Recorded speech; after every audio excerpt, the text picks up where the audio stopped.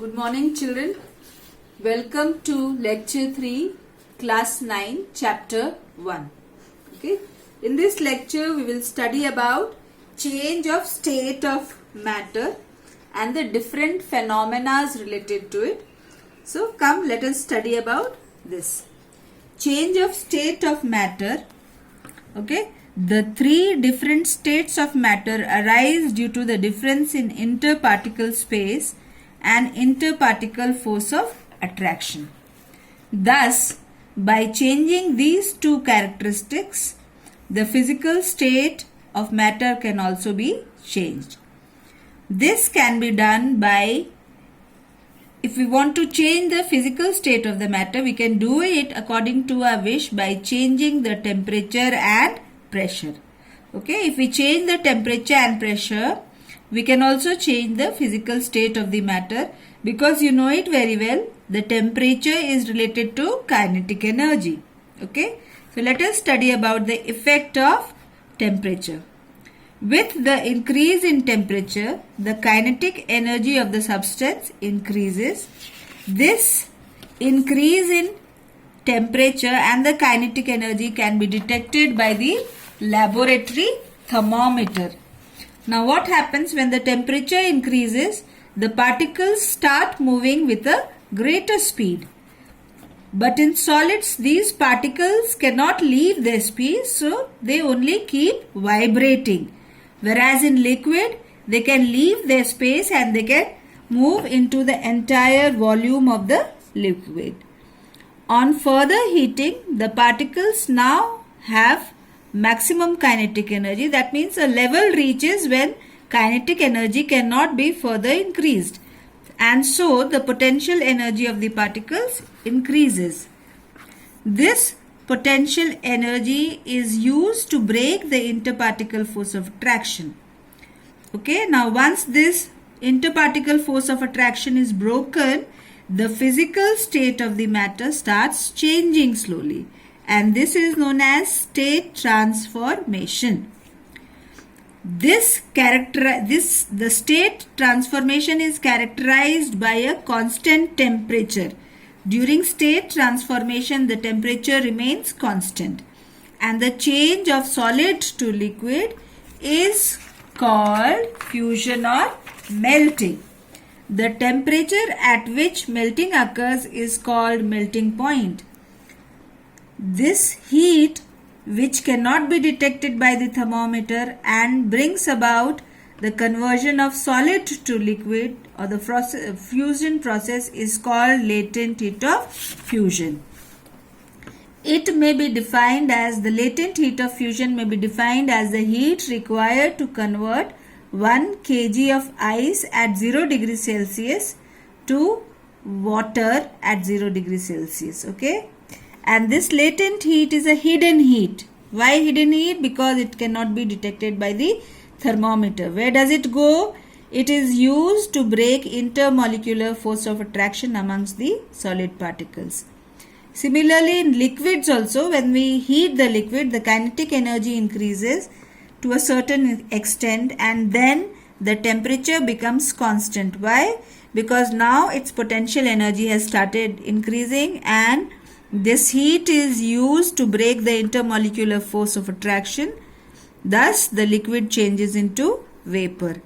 During the state transformation, here also the temperature remains constant, and this process is called evaporation. If it is happening at a lower temperature, we say it is evaporation.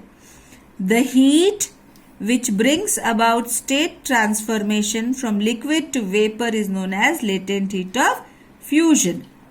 Vaporization, sorry, not fusion, vaporization.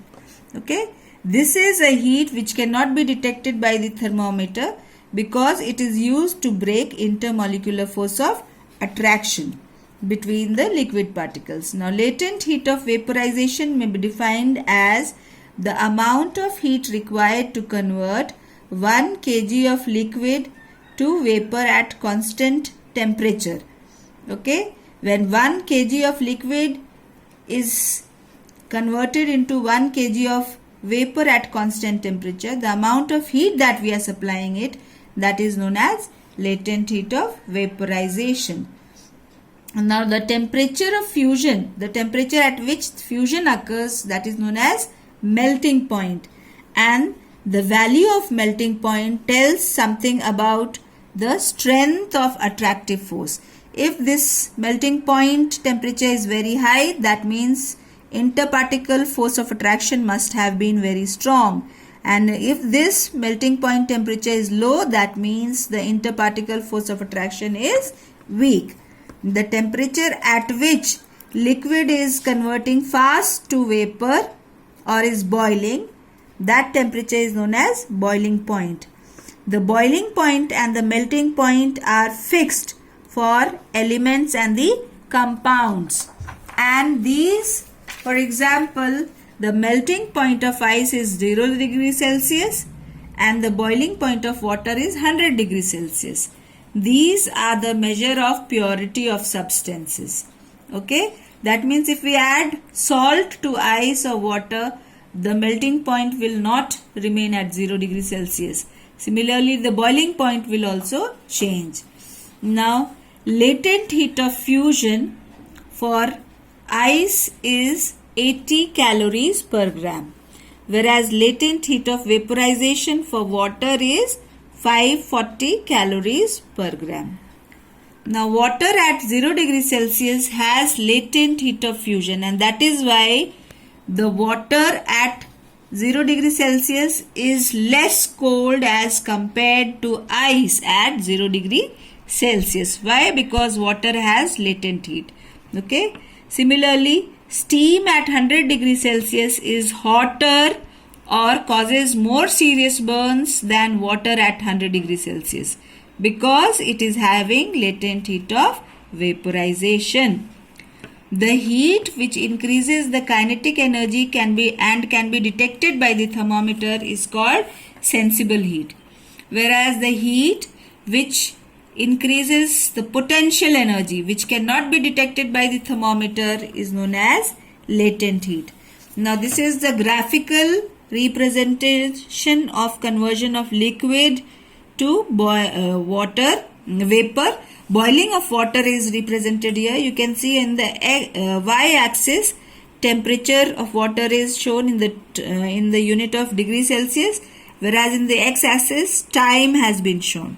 So temperature starts from 20 degrees Celsius. It goes on increasing as the time is increasing, and at 100 degrees Celsius it becomes constant. This shows the boiling point of water. The liquid has started boiling. Once the entire liquid is converted into water vapor, again the temperature starts rising.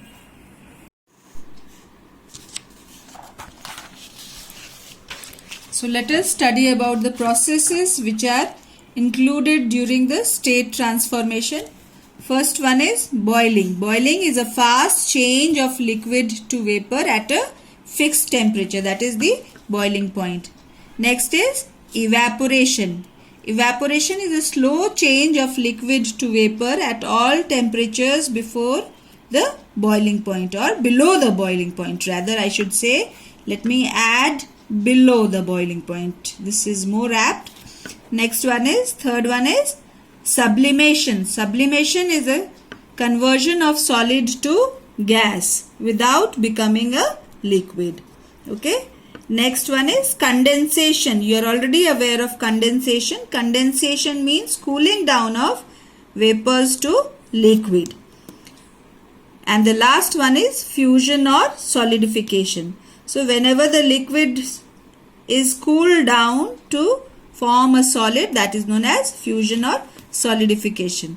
This is a diagrammatic representation of the above processes, and it shows the interconversion of three states of matter by temperature change.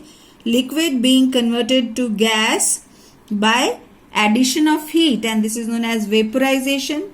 Gas being converted to liquid by removal of heat, known as condensation. Gas being converted to solid by removal of heat, which is known as sublimation.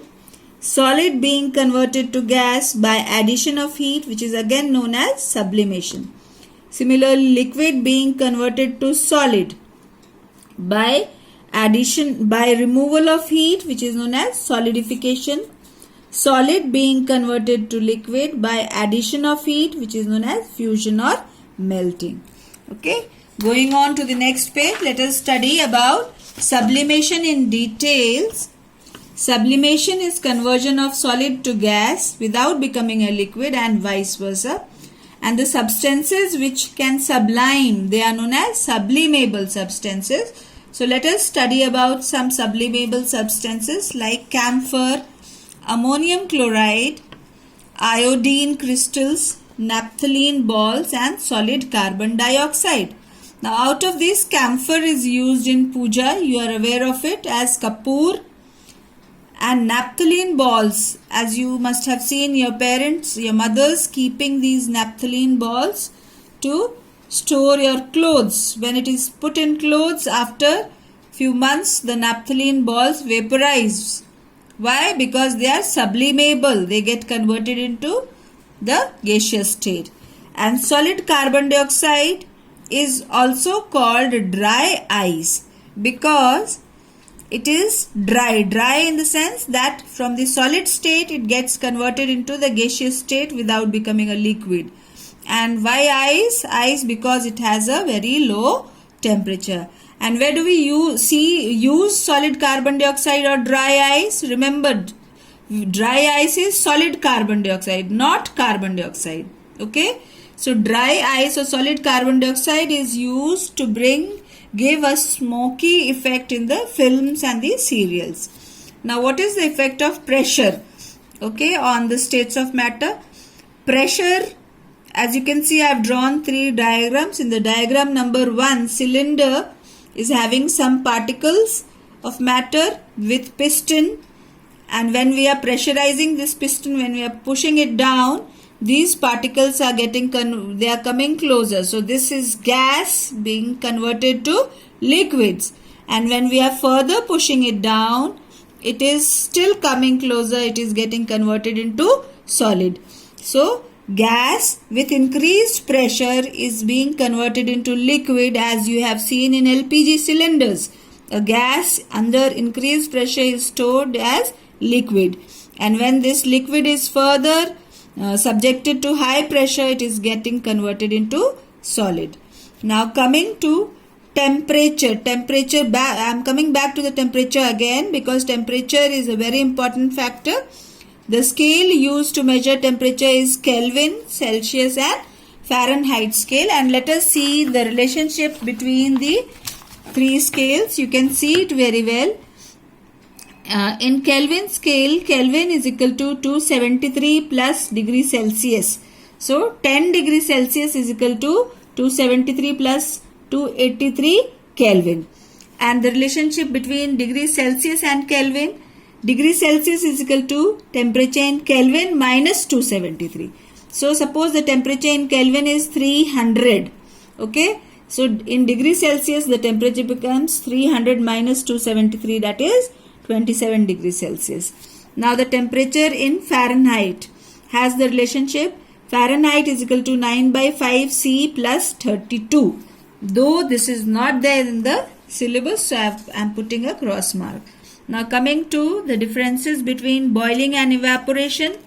Boiling is conversion of liquid to vapor. Similarly, evaporation is also conversion of liquid to vapor. We are just comparing it, seeing the similarity and differences. Boiling is a fast process.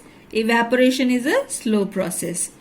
Now boiling occurs at a fixed temperature called boiling point, but evaporation occurs at all temperatures below the boiling point. Boiling is a bulk phenomena. That means it occurs in the entire volume of the liquid. Evaporation is a surface phenomena because it occurs only on the surface of the liquid. Okay. One more I would like to add. The boiling causes cooling. The evaporation causes cooling. Okay. But boiling does not cause any such effect. This is point number 5. Okay. Boiling does not cause cooling, but evaporation causes cooling. We'll study about it later. So Coming to gas and vapor, gas is gaseous at room temperature. For example, we have oxygen gas, nitrogen, hydrogen, carbon dioxide gas. And vapor is either a solid or liquid at room temperature. Example, water vapor, vapors of alcohol, vapors of iodine. Water at room temperature is liquid. Iodine at room temperature is a solid. Coming to detailed understanding of evaporation, liquid when it is heated or liquid when it is gaining some energy from the surrounding, what happens? Its particles start moving faster in the entire volume in all possible directions, and now they start moving to the topmost part or the surface. After it has gained sufficient energy, it reaches the surface. Okay, there at the surface it breaks the interparticle force of attraction and it is now slowly converted into vapor, and this process is called vaporization. Now the factors which affect vaporization is first temperature. Higher the temperature, faster is the evaporation. You know it very well. The clothes dry very fast during the summer season. Wind. Larger is the wind speed, faster is the evaporation. So on windy days also the clothes dry very fast. Humidity. Lesser the moisture content, faster is the evaporation. So that is why you have seen during the summer days when the moisture content is less, the clothes dry fast. Whereas on the rainy days when the moisture content is very high, the clothes take a lot of time to dry. Surface area. Larger the surface area, faster is the evaporation. That is why when we dry the clothes, we spread them. We spread our clothes instead of folding them. Now evaporation also causes cooling. What does it mean? This is a phenomena where what happens? During the process of evaporation, the liquid particles move to the surface, and there once they have reached the surface, they absorb energy from the surrounding area to escape out in the atmosphere. As a result, the surrounding area or the liquid where it has been kept, the energy becomes less now, or we can say it further cools down, because liquid molecules are removing energy or they are utilizing the energy and escaping out. The temperature of the entire liquid or the surrounding area falls down. So this phenomena of fall in temperature of the surrounding area from where the liquid evaporates is known as cooling due to evaporation. This phenomena is called cooling due to evaporation. This phenomena is utilized in cooling water of the earthen pots. It is also utilized in desert coolers, or at many places in the villages the roofs are sprinkled with water to keep their huts cool. Now this similar phenomena, same phenomena is also used in wearing cotton clothes. When we wear cotton clothes, the cottons are good absorbers, and this sweat which is absorbed can escape out, leaving us cool. Okay, so with this we have ended the chapter. Fine children, and I'll try to solve your doubts if you have any. Thank you and have a nice day. Till then, keep studying and keep posting your doubts on my personal numbers. Thank you, children.